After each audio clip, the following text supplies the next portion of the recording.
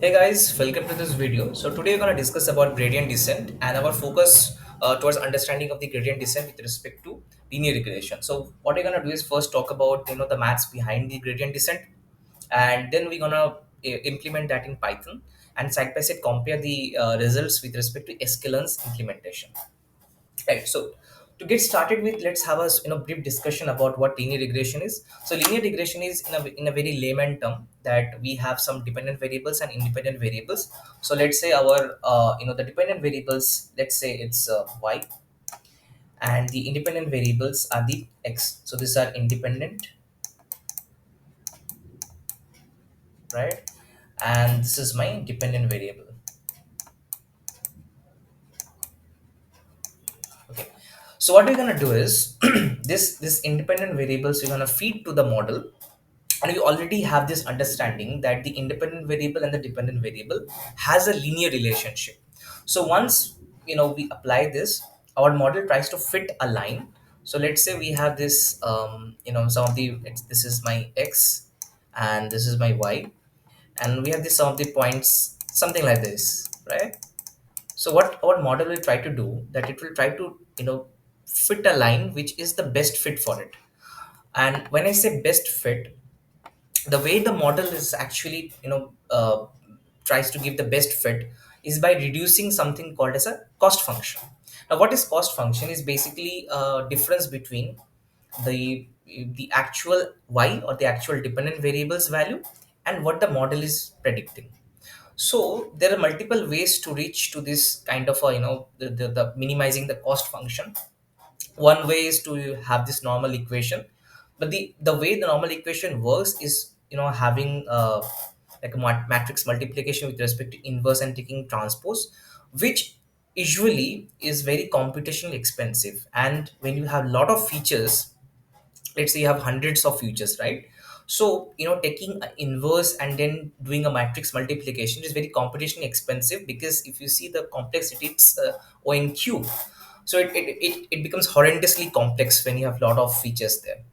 So the other optimization algorithm which can bring down the cost function is the gradient descent algorithm. So there are a lot of variants of gradient descent. In this video we're going to talk about the batch gradient descent.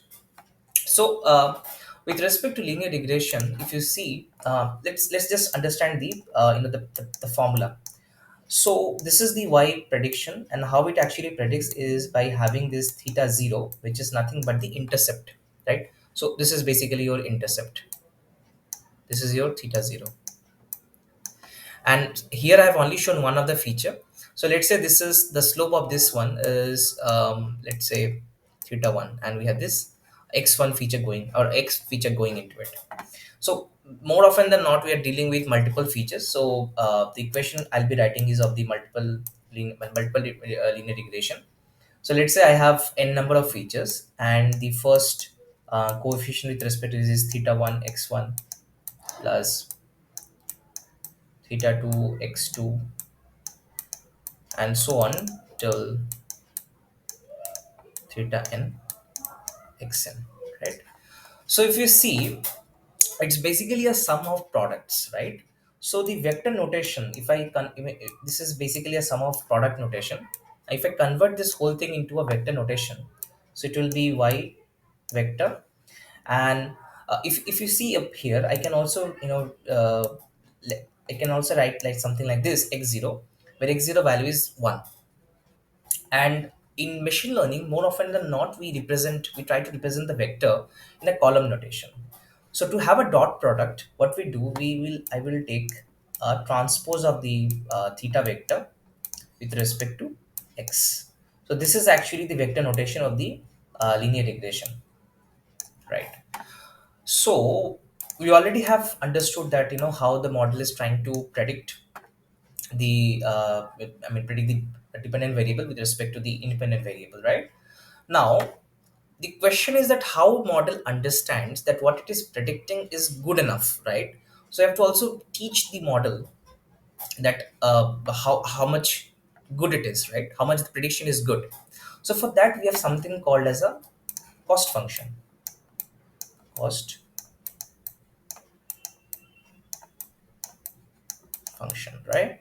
So what exactly is cost function? Cost function is basically the difference between your prediction and the actual value. So in case of linear regression, we have we mostly use mean square error as the cost function. Now, as the name suggests, it's basically the mean of the square error. So let's say I take a difference between the prediction and actual. Yp is my prediction. Y under this one is my actual. I take a square, and then I take a mean of it, right? So so if I take from all the way from first feature till m feature, and then I divide by m, so I have this is called actually is the mean square error. So this is actually my cost function with respect to linear regression.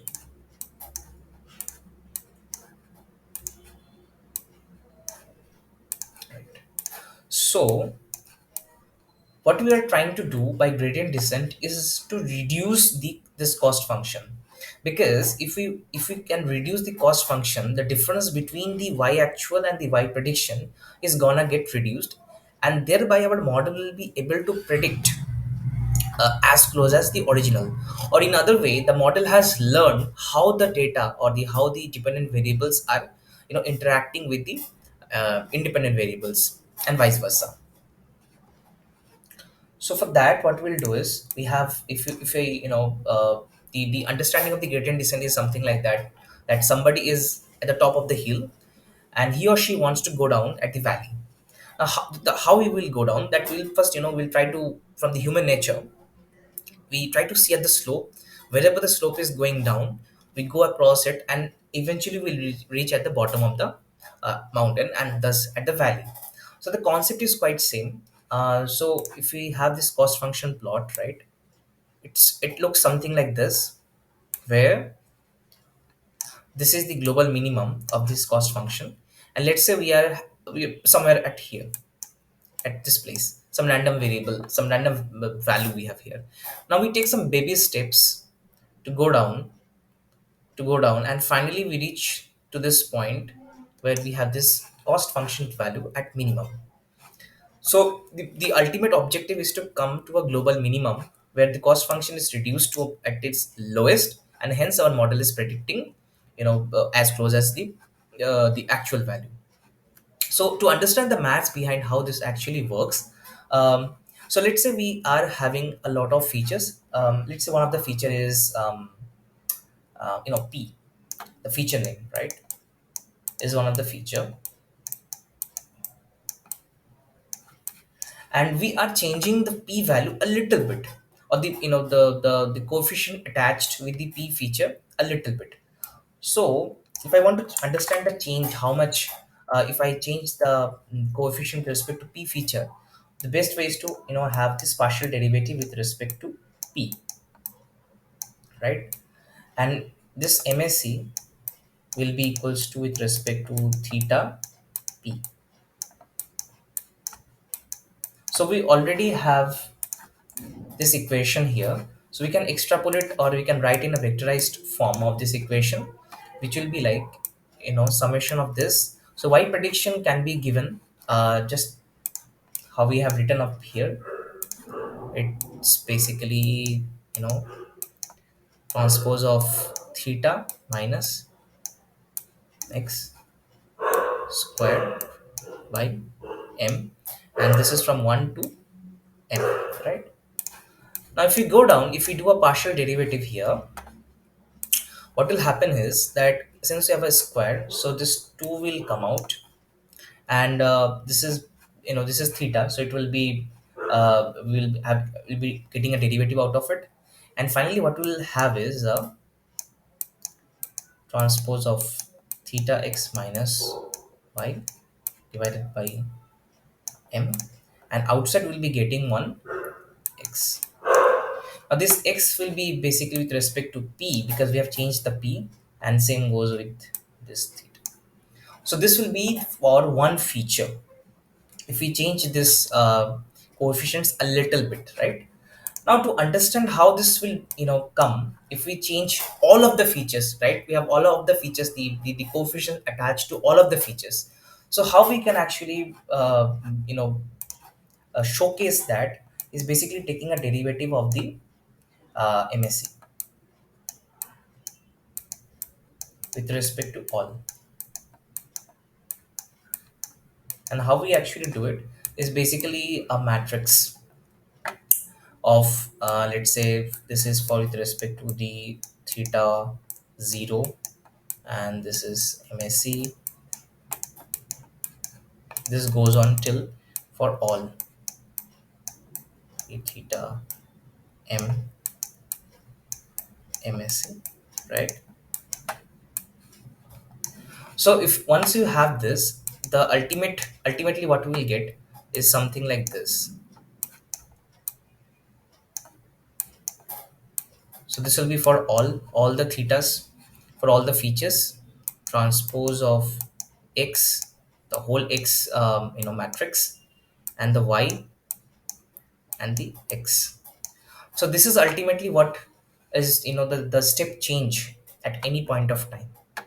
Now this will be the gradient uh, of the function, right? So how we already know the gradient is basically that how wherever the slope at any point of time, right? What is the slope at any point of time? Now, if you understand the gradient, let me just quickly draw over here. So let's say here we have some of the source, and the gradient will actually come out of it, and it will try to go wherever it is having the maximum values, right? Here. Now, this gradient function is basically pointing when if you go up here in the in the chart over here, see this gradient function is basically pointing upwards because that's where the cross function is having the maximum value. But here, as the name suggests, we are having this gradient descent. That means we wanted to reduce the function. That means if you subtract this value with the the previous theta value, then if you're doing that for n number of times, eventually we'll have this little baby steps and it will come down. That's exactly what we are gonna do here. So let's say we have this theta.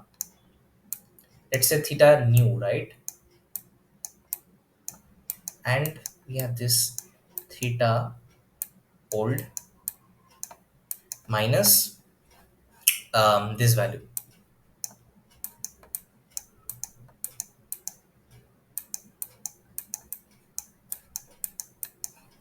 by m. So there is another concept here that we actually wanted to understand how much of this how much of this contribution gets into the chain or the weight update. So for that we have something called as a learning rate. So learning rate is just a scaling factor that how much of this contribution we wanted to give at any point at any iteration, at how much of this these baby steps we're gonna take. So if we take a very huge step, as you can see, if we take a very huge step, so there might be a chance that we'll overlook this particular global minimum and we'll continue this one and do something like this. Or otherwise, if we take a very small steps, it might take like a very huge time to even reach to this point. So this choice of learning rate is basically a hyperparameter, and some kind of experimentation is needed. However, there are some standard procedure by which we can determine this value of learning rate, but that is beyond the scope of this video. Coding side of it, and we'll try to do some quick experimentation, and then finally we will try with some data sets like the Boston data set, and we'll try to see how things compare with our own implementation and with the sklearn's implementation.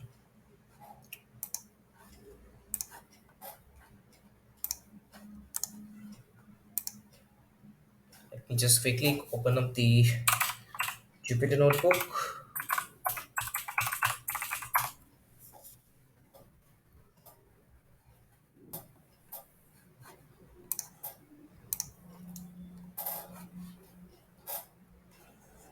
Right, so let's just quickly import the things we need. So obviously we'll be needing NumPy, we'll be needing the matplotlib to visualize things,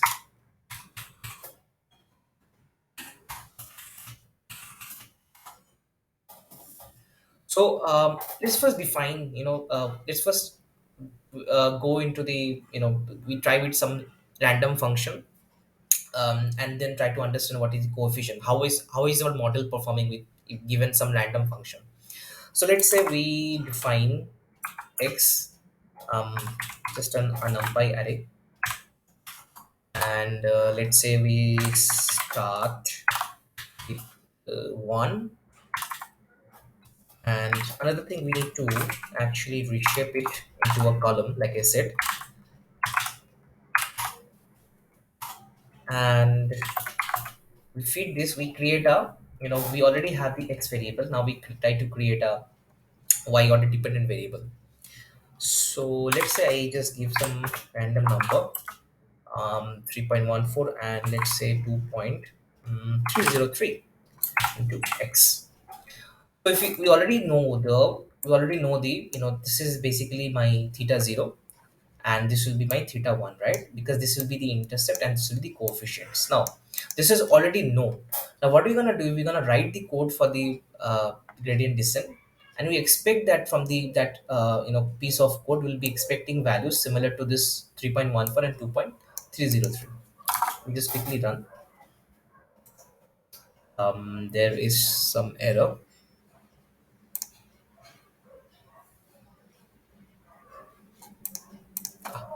Right. Okay, excellent. So you can also do one thing. You can just print out the x and y. Right. So I have all the values of x, which is 1, 2, 3, and so on. And if you can see, it's 5.443, which is basically the 3.14 and 2.303 addition of that. And it's just a scale of that. It's just getting scaled by this 2.303 every time. Right. So now what we can do is, we'll try to visualize this pattern, via a plot. So quickly plot it. So I have x and I have y. Let me just plot this, and as you can see, let me plot it as a scatter plot, right? So I have the x values here and the y values here, and I can see it's almost like a linear. It's basically a linear relationship because we have already defined it here. It's a linear relationship, right? Now, let us write start writing the gradient descent algorithm. So I'll try to make a linear regression class. Let's say LR, and what I need will be the self object rate. Mm, I'll go with some default value of learning rate, and self dot learning rate equals to learning rate. I also need to define some set equals to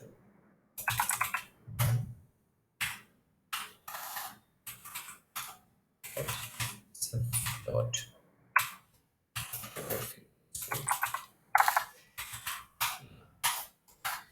Right. So we make a function fit the data.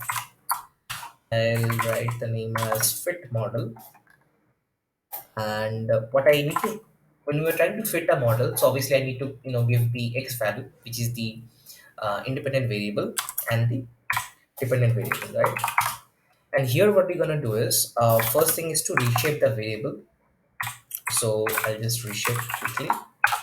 Shift -1 into 1, again into a column vector, and I want to get the number of rows and number of features, right?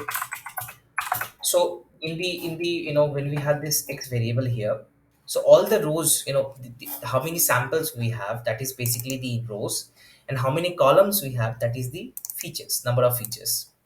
So if I just take a shape of 0, and x dot shape 1,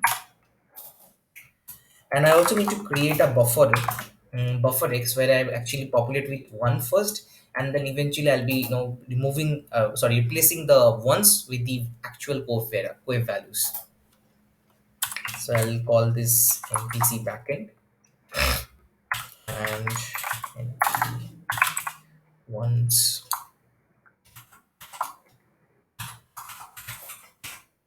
those one.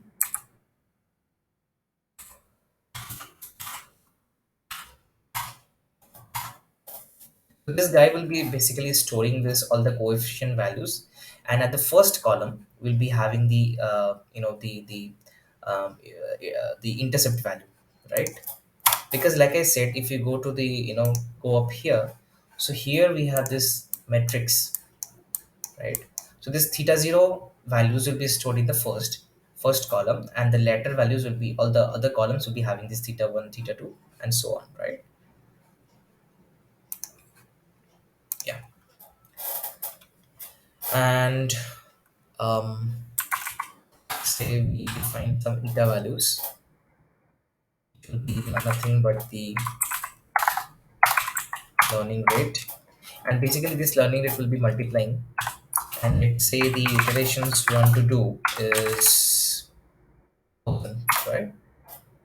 And m will be the number of rows.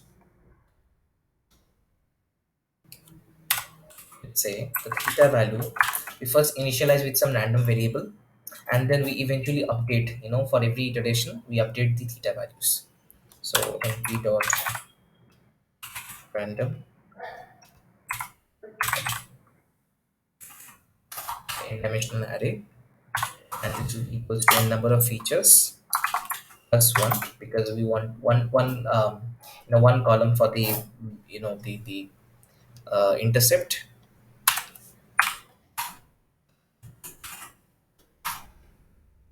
And finally we start the loop. So let's say for iteration in range in iter, what we're gonna first calculate is the gradient, right? So the gradient formula you already know. If you look up here, so this is basically um, the thing we actually want to calculate. This is basically the thing. One correction, there will be one transpose over here. I actually did a little bit of mistake here. It will be a transpose, right? Yeah. So gradient will be 2 by m multiplied by the b dot transpose dot product,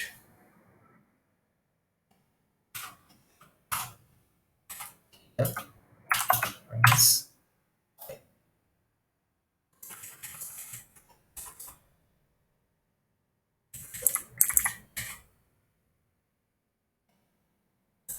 The dot product with respect to this. Yeah, and there's also be dot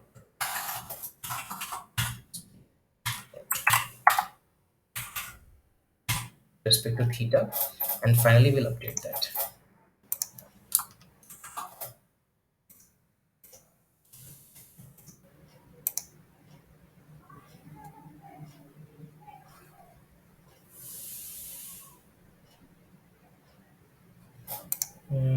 Just quickly check once. This is xp dot with respect to this.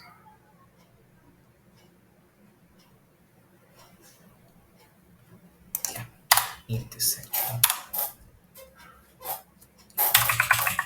And then theta will be the theta minus eta, which is basically the learning rate into our gradient, right?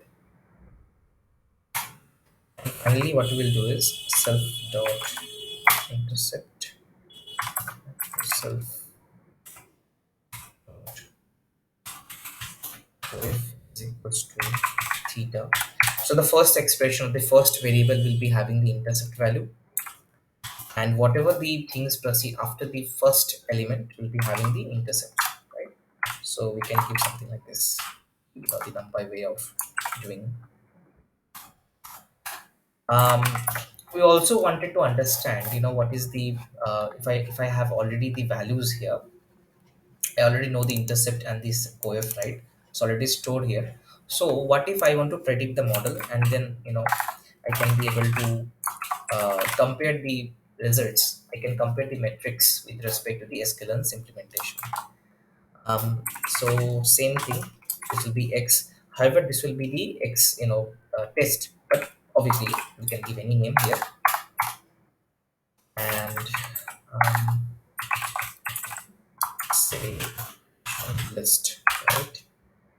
What we're gonna do is for so this x, if you see, it will be again having a two-dimensional array.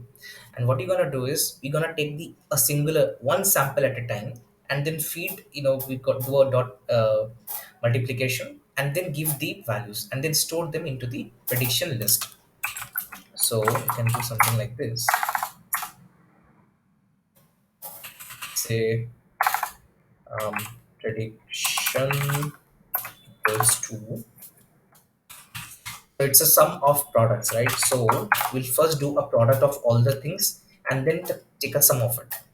So first is np dot of the x row, which is my x input, and the coefficients of it, right? Self dot coef.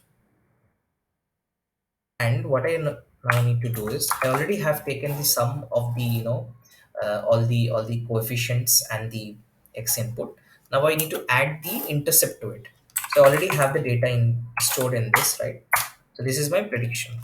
Now what I'm gonna do is I'm gonna just append this to the prediction list, right? So what I do now is return this prediction. So we have already prepared the class here, and now what I will do is we'll quickly run this, and linear reg to lr, right? So you have this method, and we already prepared the x and y before, so I'll give as it is, x comma y, right? So I have now I have already ran this, and this is basically stored in intercept and coef. So I can quickly go and print out these values here, and we'll see that whether they are close enough to the values we have declared in the in our custom function. As you can see, the values are pretty much close. So we have defined like 2.303 here, and the values I'm getting is 2.311. This is the value is 3.14, and the value for the intercept I'm getting 3.08. So as you can see, our model is our gradient descent algorithm, which we have written, is pretty much close to what we have given. So we can even increase the efficiency or increase the performance by having more number of iterations. So let's say I'm giving 10,000 now, and now it will have more number of steps to optimize the parameters. So let's see. You can see now the values are exactly similar. So what we can say that our model, our the gradient descent algorithm has actually find out the minimum of the cost function, and hence it has given the correct coefficients and intercept, right? So this is one of the how we can actually implement. So now we can scale this up. So that we can also compare the results on a real life data set on the sklearn's implementation. So I'll be using this data set, which is very famous. It's a Boston housing price, and let me use the sklearn's datasets API. Import good Boston. Sorry.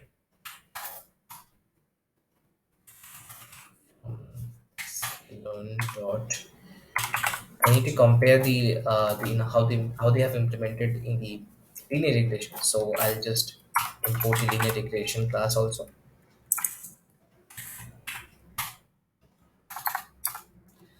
And to correctly actually classify whether I have done this, nicely or not, um, what I'll do is I'll also import the metrics, right? So from sklearn dot metrics,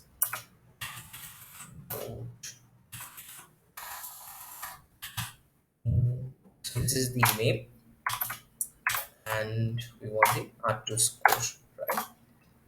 And another thing is that since in the in the values we have in the Boston, we have some of the values we need to do a scaling. So for that, I'll be also importing scale learn dot selection import standard.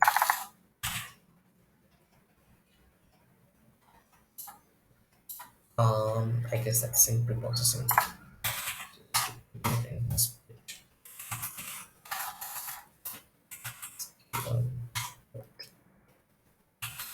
Processing import.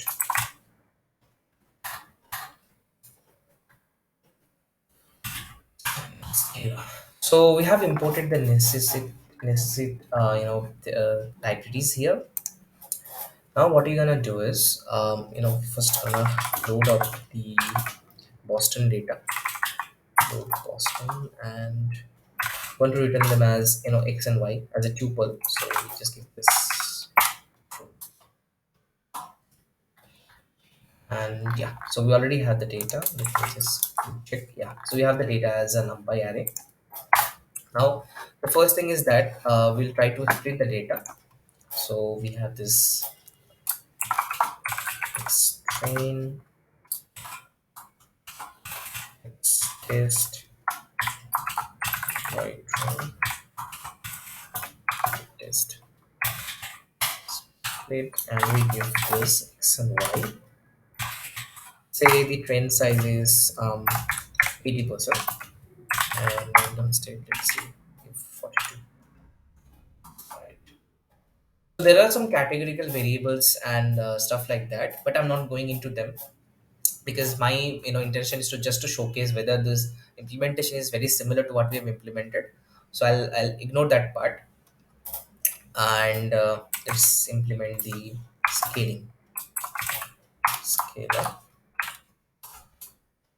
And to see what comes from this string. Okay. So now we can see they have been transformed into their statistical values, because if you see the standard scalar, it actually takes the mean and the standard deviation and divide them, and hence we have these values in that range. And now what we can do is we first, let's say, hmm,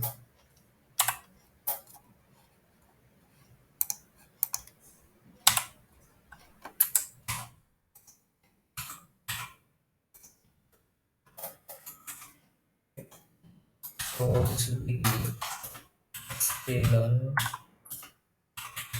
linear regression.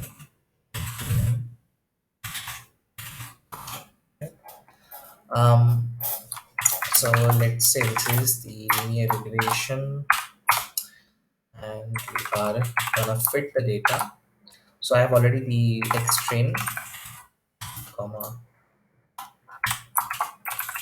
y train, and let me also print out the the coef and the. So these are my values. These are the coefficients for all of those features, and this is the intercept, right? So now what we're gonna do is we're gonna implement our own implementation. Let's just quickly go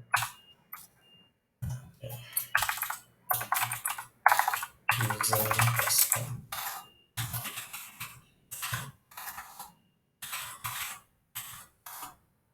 So here we have this so you can call that same thing, lr, and our object. a rig fit model, and we're gonna give the same thing here, x and y. So it has fit the model. Now what we're gonna do is, I'll just check these values here. With comma break dot intercept. So if you look at the values, they are very similar. The first feature we have is minus 1.021349. From the sklearn, we are getting around 1 - 1.2135 and if you see the values are most very much similar to each other. Now to do a quantitative analysis, what we can do is, so we have already got the coefficient and the intercept from the both the sklearn's implementation and the our own custom implementation. Now to have a quantitative comparison, what you're gonna do is, the first thing will be to compare with respect to the matrices like the mean average percentage error and with the R2 score, right? So let's say, let's quickly go inside and comparison with respect to mean and R2 score, right? So first thing is we need to scale with respect to the thing I mean the train set has been scaled with. So we'll quickly transform it. So sc dot transform is this, and now what we will do is, we'll quickly open up the scale one that is equals to the lr dot this will give this x test, and then we'll print out, we can give like this percentage error, this will be the test, and then y scale. Same thing with R2 score.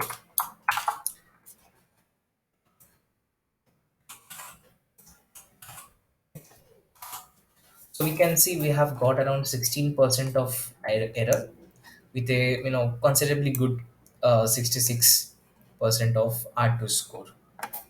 So this is the value we are getting from the sklearn's implementation.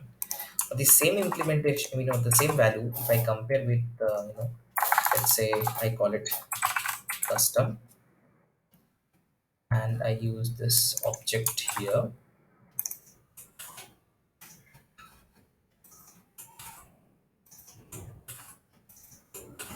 right?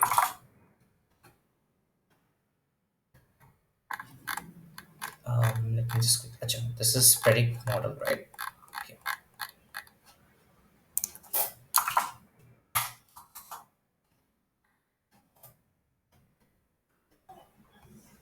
let me just quickly go and check this.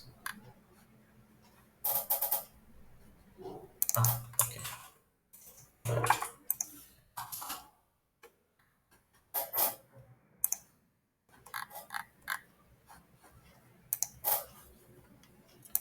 So actually, it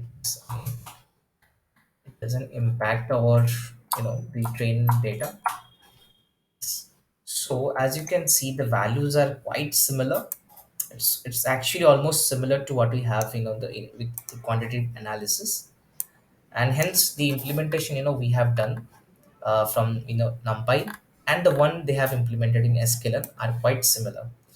So I hope that the explanation and the hands-on programming we have done in Python has given a considerable amount of knowledge. Do comment below, and if you have any doubt or any feedback, please comment down, and yeah, be coming up with the next video with another important and interesting subject. Thanks everyone.